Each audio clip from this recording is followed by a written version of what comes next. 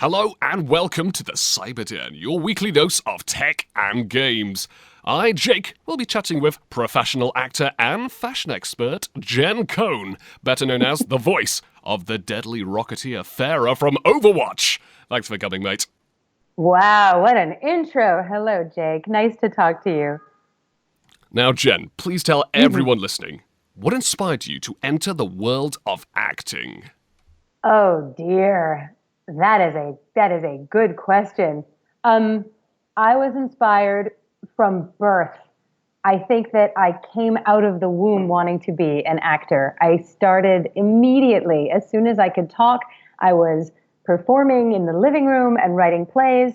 And then I started in acting classes in earnest in the suburbs when I was 5 or 6. And by the time I was about 8, my parents saw I was more serious and enrolled me in more serious acting schools. And it was really all I wanted to do and all I wanted to be for as long as I can remember. Now, you've taken part in many projects, but more famously as the rocket launching hero Pharah of Overwatch. So, Yes. how did you get the role? Do you enjoy playing the character? And if so, what is it that you like about her? How I got the role is a kind of ridiculous story. So I've been a voice actor in New York primarily, and in Los Angeles some, but primarily in New York for a long time. And I've done a bunch of video games. And this was another audition like many others. And generally, when you do an audition and you do many auditions, you do it and you forget and you don't think about it again. And so I had auditioned for Pharah, and they only told me that she was very aggressive and Egyptian, and the script that they gave me had very aggressive lines. So I made her kind of dastardly. I did this dastardly read. And the project had a different name. Farah had a different name. I did it. I forgot it. I didn't think about it. And about 6 or 8 months later, I got a call that I had booked this game called Overwatch and this character called Pharah, and it was recording on my birthday. And I thought that was delightful that I would have this job, but I'd never heard of the game. I'd never heard of the character. And I called my agent and said, I haven't auditioned for this. I don't know what this is. And they said, no, you booked it. I said, okay. So I went on my birthday and I got on the mic. And the first thing I said to Andrea and Michael and a bunch of other people who were in on that first session was, guys, I think that you booked the wrong Jen Cohn. There must be another Jen Cohn in Los Angeles. It's not me. I never auditioned for this. And they laughed and they assured me that it was me, in fact, and they played me back my audition. And that's when I said, oh, it's this. So I was delighted. And that was the day that we started working on finding the character. And it was during that session that we found her. Tell me the other two parts of your question now. Do you enjoy playing the character? And if so, what is it that you like about her? I love playing Farah. It is always a really fun session. It is a motivating, invigorating session. And my voice director, Andrea, is wonderful. She's really like in a class of her own. She's terrific. So I love the scripts. I love working on it. What I love about her, she was described to me originally as the Captain America of the game. She is so strong and honorable, and she has no bones about being very tough and loving at the same time. She is caring and macho.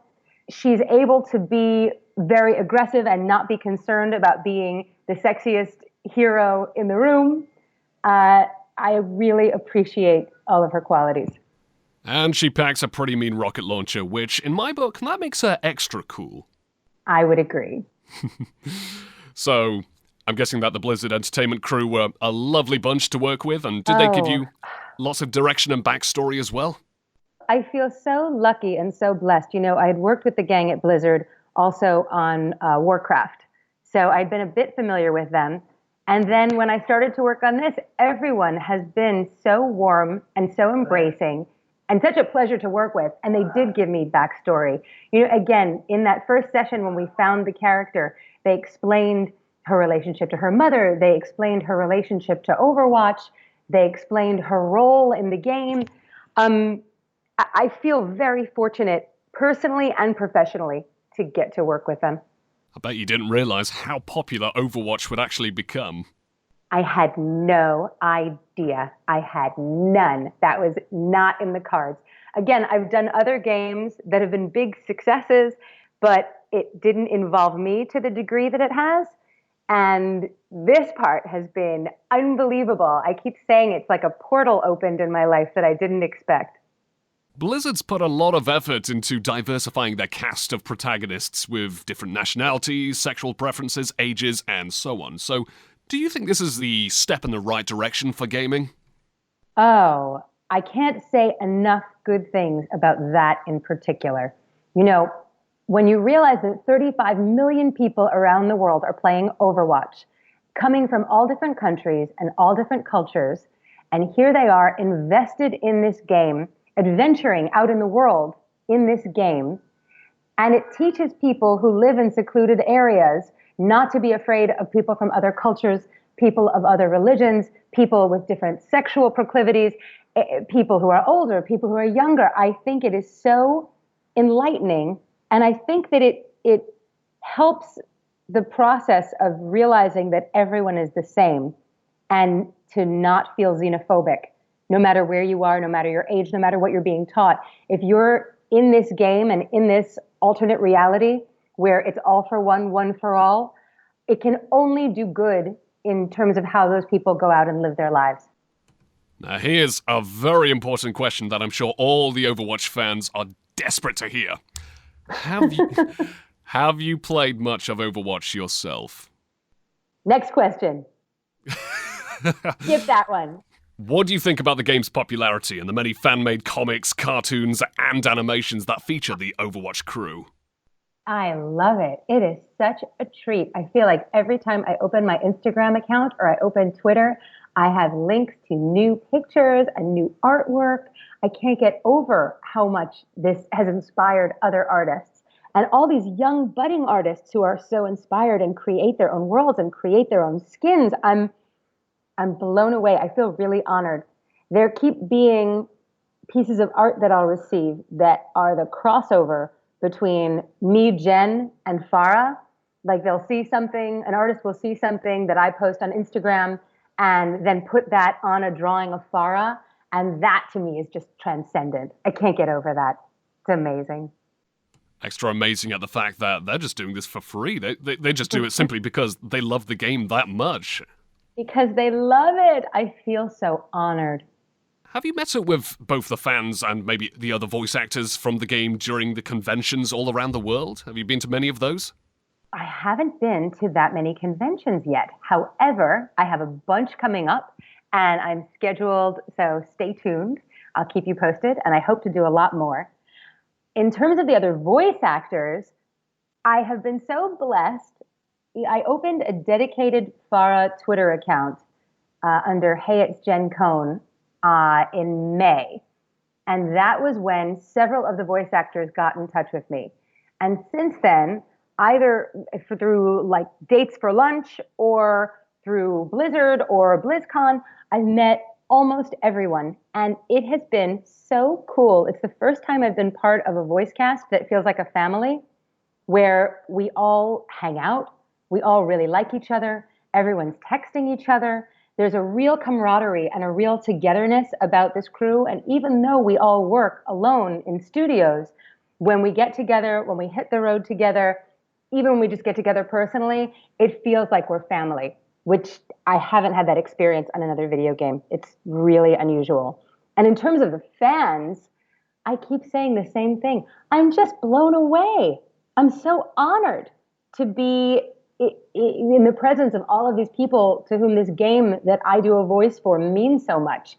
I love meeting people. I love hearing from people and getting to talk to people and shake hands and give hugs. It's a treat for me. The energy is intoxicating. You know, what you mentioned about the many voice actors and being like a big old happy family, this gives me an awesome idea for a sitcom. Now, I'm going to pitch it right now. Blizzard, if you are listening, you know who to give the money to. I think we should get all the voice actors together in a big old happy kind of sitcom. You know, a bit like maybe like Friends or those American ones with the laugh tracks and some wacky adventures thrown into the mix, and then probably have me as the grumpy landlord or something like that. I don't know. Jake, if we make this into a sitcom, you perhaps will get credit, but I have to tell you, Lucy Pohl, who's the voice of Mercy from Overwatch, has had an idea, something like this, for a stage play for a long time. Really? So she beat you to the punch. Yes. We've discussed this. So yeah, this is an idea that's already been bandied about. I'm sure we could debate about it in court. But we don't have a landlord. We don't have a grumpy landlord. So we might need one. Great. So if you get a role in there, perhaps we don't have to go to court. I could play the landlord. I could play guy reading newspaper number 3 when he says, "Hey, that guy's reading a newspaper," and I just stand there and go, "Jake, you need a bigger role than that. That's not a big enough role. Come on, you're a co-creator.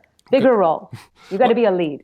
Maybe so. I like to be humble, but I wouldn't mind just standing there going, "Yes, I am." But it takes a lot of humility. Nicely done. Thank you, Jake. Blizzard, please do get in touch. Give some ideas. I'm sure we can work out something. Please, Blizzard. Nice. Now, outside of Overwatch, you've starred in other games like Star Wars, The Old Republic, Warcraft, and much more. So what other standout roles did you enjoy? A recurring role that I've been doing for a bunch of years that's really fun is in a bunch of the Grand Theft Auto games. On the radio stations, there is a recurring show called Moorhead Strikes Again. And in Moorhead Strikes Again, I am always Molly Malmsteen. And that's the only video game voice session that I ever get to do in a room with the rest of the cast. So there's a gang of boys here in New York that I get together with at Rockstar Games and do those sessions. And that is fun. So I love doing those. I've done a bunch of voices for GTA's other games as other characters. The Old Republic has been a cool job. It's been, oh my goodness, it's been almost 11 years that I've been working on that game. I've been doing Lord Zash forever. And Zash is certainly one of my favorite characters that I've done because she's just amazing. She's so naughty. She's so smart, but you wouldn't necessarily know it initially, because you think she's just a flirt or she's just manipulative, and then you realize that she's actually an evil genius, quite incredible. So I love that character. And I've done a lot of cartoons as well. But I'm thinking in terms of games, those are the biggest game characters. And the animation cartoon voice that I get the most notice for in the gaming world is in Avatar: The Last Airbender. I was Zuko's mom, Ursa, Zuko and Azula's mom. And that was my first big animation job. And if you had told me when I did it, how big a deal it would continue to be later on in my career, I wouldn't have believed you.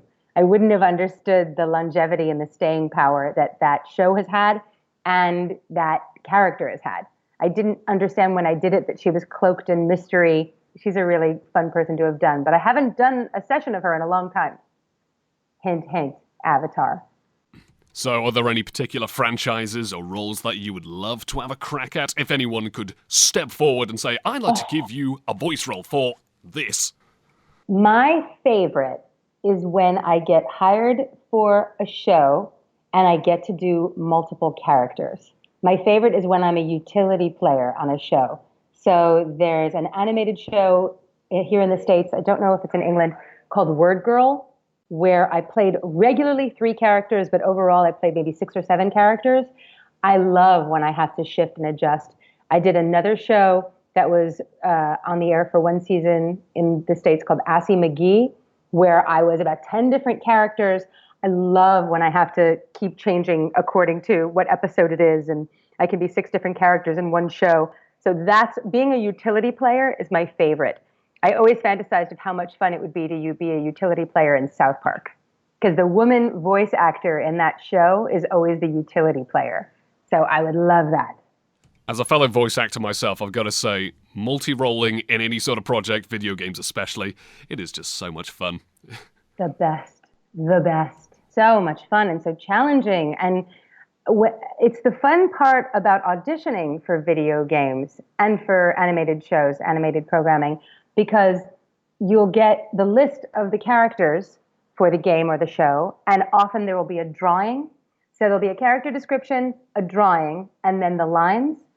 And just from seeing that drawing and that little description, you build a whole world around all these different characters fast. That is fun.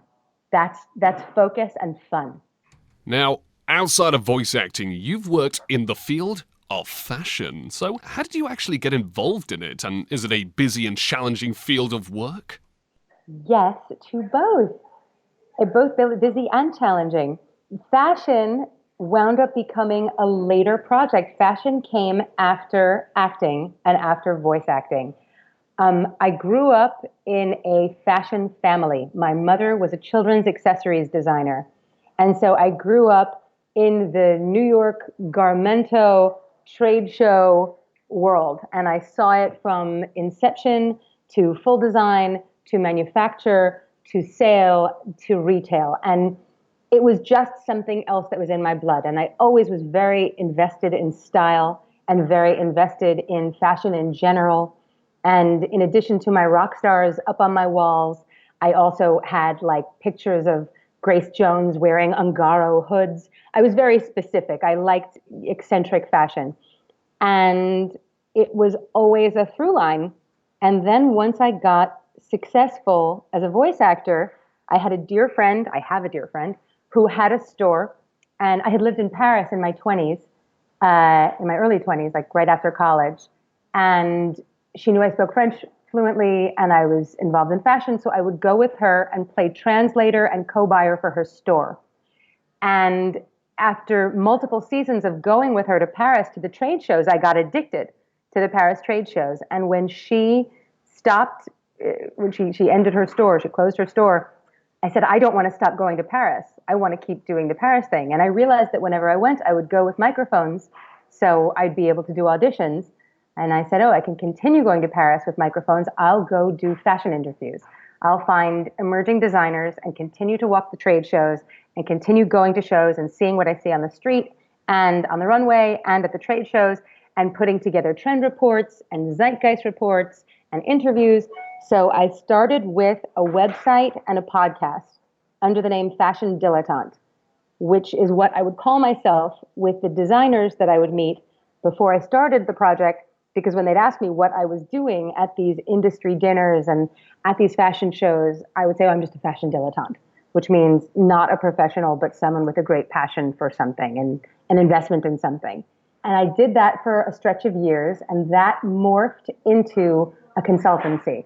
So now I do branding and I do development with different brands, and then I connect brands to showrooms, showrooms to stores internationally.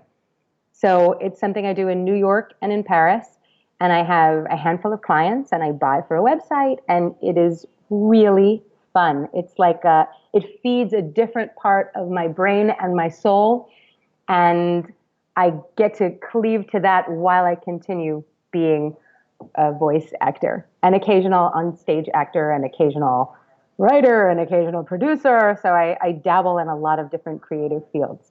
So it's a good thing I know who to turn to about maybe discussing getting some proper Cyberden related gear for me and my other presenters. I think, something flashy, something to stand out for all the kids out there. Absolutely.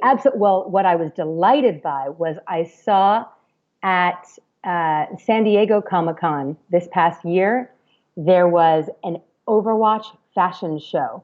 I wasn't there, but I saw all these links on Instagram to this Overwatch fashion show. And I said, oh my God, my worlds collide. It's perfect. It's so perfect. So I'm hoping I get to see more Overwatch fashion shows. Maybe I can be a judge for an Overwatch fashion show. That would be exciting. I'm guessing you would totally take up the opportunity if Blizzard perhaps came up and said, Jen, we've got an idea. Overwatch-themed fashion clothing, dresses, coats, the whole shebang. We want you to design them.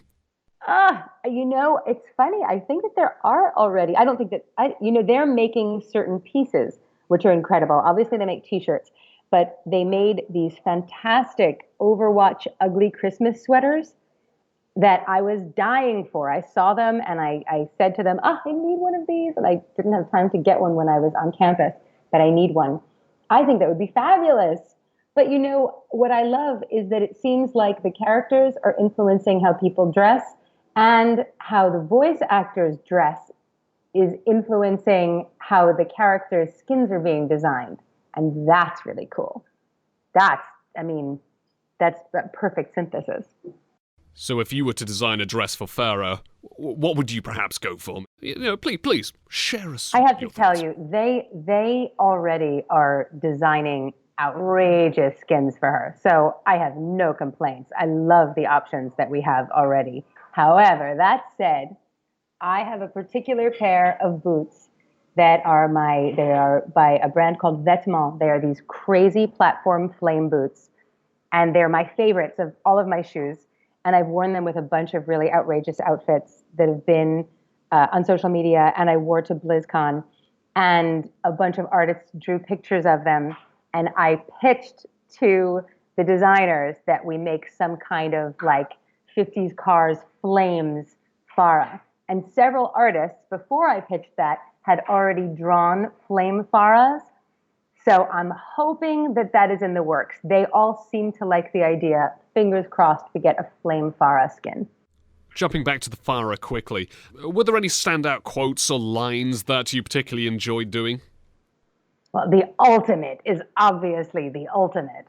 But then on top of the ultimate, I've got you on my radar. I love. It seems so personal. It seems so spot on. So I've got you on my radar, and I'm partial to rocket jump. That sounds dangerous because I mean I love anything tongue in cheek, and anytime that Farah gets to say something that's a little bit of a dig or is a little bit funny. I'm a much sillier person than Farah is, so anytime that she says something in jest, I enjoy.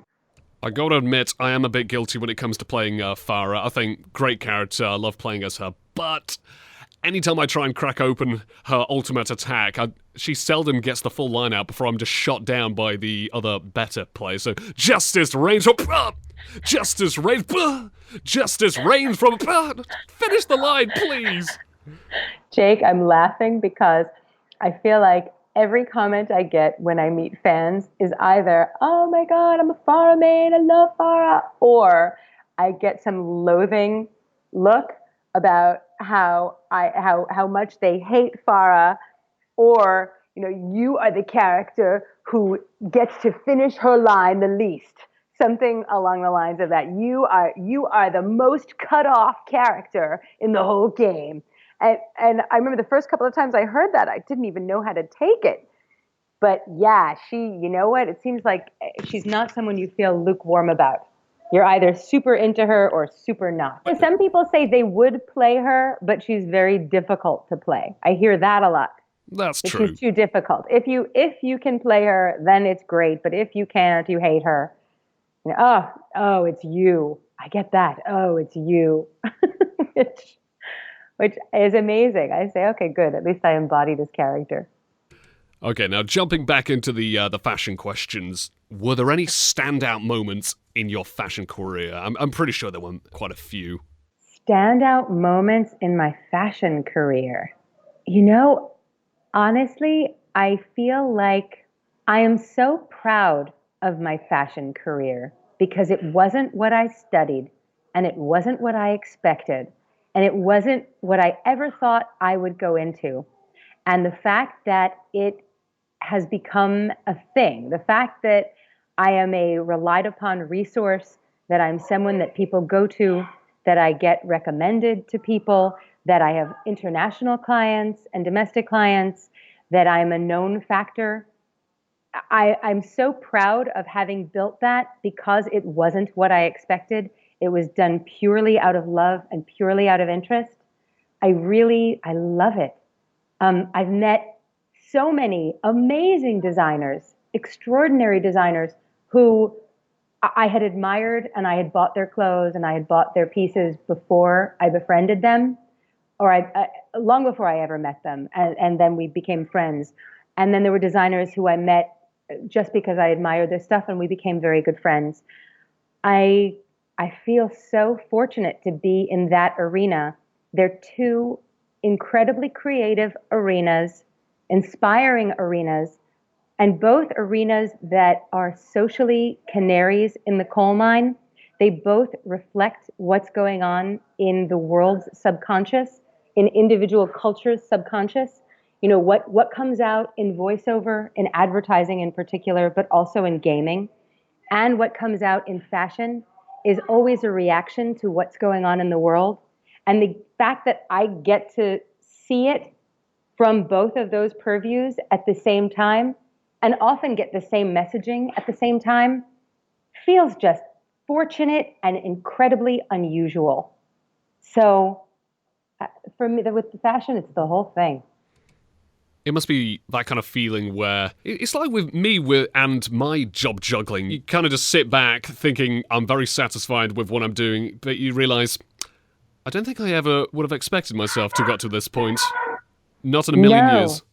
No. If you had told me that these would be my two tracks, I pursued voiceover hotly. I knew I would get where I needed to get with voiceover. I knew with performance. And even with producing and with writing, that was a track that made sense. But the fact that then I built this whole fashion business for myself and that I have friends and clients and a whole other side world that I get to go to Paris all the time and and see these fascinating people and run around. I feel lucky. I feel really lucky and blessed. And like I have this very specific window into what's going on subconsciously through the world. I keep going back to the word zeitgeist. I I love whenever an art form or a performance form reflects what's going on in the collective subconscious. Fashion does that all the time, and advertising in particular, but gaming as well, are constantly reflecting what's going on in people's subconscious.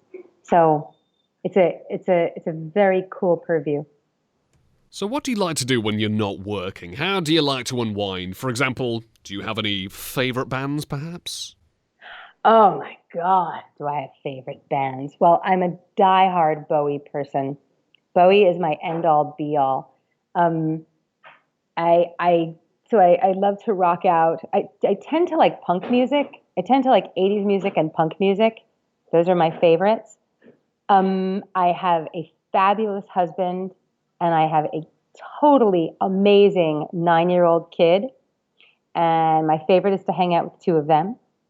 I also have a bevy of amazing friends, a lot of old friends, and then a bunch of friends who I've met through my son, who I'm lucky I live in New York City. And so my people that I've collected throughout my life and throughout the world, and my fashion friends, my voiceover friends, my Overwatch friends, I have this great crew. And then because I'm in this city, I have all of these awesome downtown Manhattan crowd who I love. Um, so I like hanging out with all of them. And I like to travel. I'm a big traveler. I like to cook. I like to eat. I like to go to the gym and I like to walk everywhere. And I'm a flea market psycho. I'm a flea market junkie. So I keep on making jokes. I have all these rodent like pursuits because I like to walk through trade shows, rodent like, and then I like to search through flea markets, rodent like.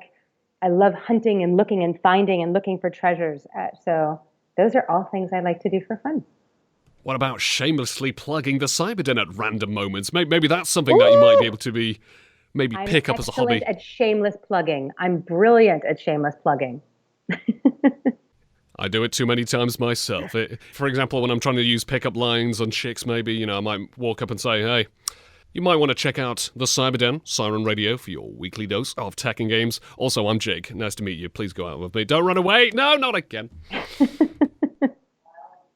I don't think they're running so fast, Jake. Those honey dulcet tones, those girls aren't running. Once I get enough money to go to America, I'll put those honey tones to good use, I think. Oh, they would work well in the States, babe. Maybe they're run of the mill on the street there, but not here. I think those pipes will get you far. Jen, let me just say, it's been an absolute blast on this interview. Oh, Jake, me too. I've had a really good time. Thank you. So, before we round things off, is there anything you'd like to say to all your fans and admirers out there? What would I like to say to my friends and okay. Friends and admirers, you can follow me at Fashion Dilettante on Instagram or at Hey It's Jen Cohn on Twitter. Please look for me at conventions because I'm starting to go. And wherever you are, tell your convention organizers to invite me because I am very excited to be running around and meeting everyone. And play Overwatch. Justice reigns from above! And I would also like to thank my wonderful listeners out there for tuning into this great interview on the Cyber Den, your weekly dose of tech and games. See you later, Jen. Good luck with that next battle.